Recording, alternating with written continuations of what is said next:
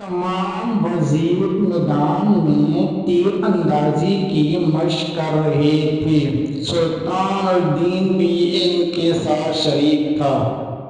اچانک سلطان کا نشانہ خطا ہو گیا اور وہ تیر ایک بیوہ عورت کے بچے کو جا لگا۔ اس سے وہ مر گیا۔ سلطان کو پتہ نہ چل سکا۔ وہ عورت قاضی سلطان کی عدالت میں پہنچ گئی۔ قاضی سراج الدین عورت کی طرف متوجہ ہوا اور پوچھا، کیا بات ہے، تم کیوں رو رہی ہو؟ عورت نے روتے ہوئے سلطان کے خلاف شکایت لکھوائی۔ سلطان کے تیر سے میرا بچہ ہلاک ہو گیا ہے۔ قاضی سراج الدین نے عورت کی بات پوری توجہ سے سنی اور پھر اسی وقت سلطان کے نام خط لکھا۔ آپ کے خلاف شکایت آئی ہے، فوراً عدالت میں حاضر ہو جائیں اور اپنے خلاف آنے والی شکایت کا جواب دیں۔ پھر یہ حکم عدالت کے ایک پیادے کو دے کر ہدایت کی، یہ حکم نامہ فوراً سلطان کے پاس لے جاؤ۔ پیادے کو یہ حکم دے کر قاضی سراج الدین نے ایک کوڑا نکالا اور اپنی گدی کے نیچے چھپا دیا۔ پیادہ جب سلطان کے محل میں پہنچا تو اس نے دیکھا کہ سلطان کو درباریوں نے گھیر رکھا ہے اور قاضی کا حکم نامہ سلطان تک پہنچانا مشکل ہے۔ یہ دیکھ کر پیادے نے اونچی آواز میں اذان دینا شروع کر دی۔ بے وقت اذان سن کر سلطان نے حکم دیا، اذان دینے والے کو میرے سامنے پیش کرو۔ پیادے کو سلطان کے سامنے پیش کیا گیا۔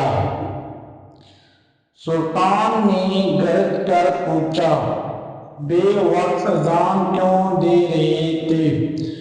قاضی سراج الدین نے آپ کو عدالت میں طلب کیا ہے، آپ فوراً میرے ساتھ عدالت چلیں۔ پیادے نے قاضی صاحب کا حکم نامہ سلطان کو دیتے ہوئے کہا۔ سلطان فوراً اٹھا، ایک چھوٹی سی تلوار اپنی آستین میں چھپا لی، پھر پیادے کے ساتھ عدالت پہنچا۔ قاضی صاحب نے بیٹھے بیٹھے مقتولہ کی ماں اور سلطان کے بیان بازی باری باری سننے پر فیصلہ سنایا۔ غلطی سے ہو جانے والے قتل کی وجہ سے سلطان پر کفارہ اور اس کی برادری پر خون کی دید آئے گی۔ ہاں، اگر مقتولہ کی ماں مال کی کچھ مقدار پر راضی ہو جائے تو اس مال کے بدلے سلطان کو چھوڑا جا سکتا ہے۔ سلطان نے لڑکے کی ماں کو بہت سے مال پر راضی کر لیا۔ پھر قاضی سے کہا، میں نے لڑکے کی ماں کو مال پر راضی کر لیا ہے۔ قاضی نے عورت سے پوچھا، کیا آپ راضی ہو گئی؟ جی ہاں، میں راضی ہو گئی ہوں، عورت نے قاضی کو جواب دیا۔ اب قاضی اپنی جگہ سے سلطان کی تعظیم کے لیے اٹھے اور انہیں اپنی جگہ پر بٹھایا۔ سلطان نے بغل سے تلوار نکال کر قاضی سراج الدین کو دکھاتے ہوئے کہا، اگر آپ میری ذرا سی بھی رعایت کرتے تو میں اس تلوار سے آپ کی گردن اڑا دیتا۔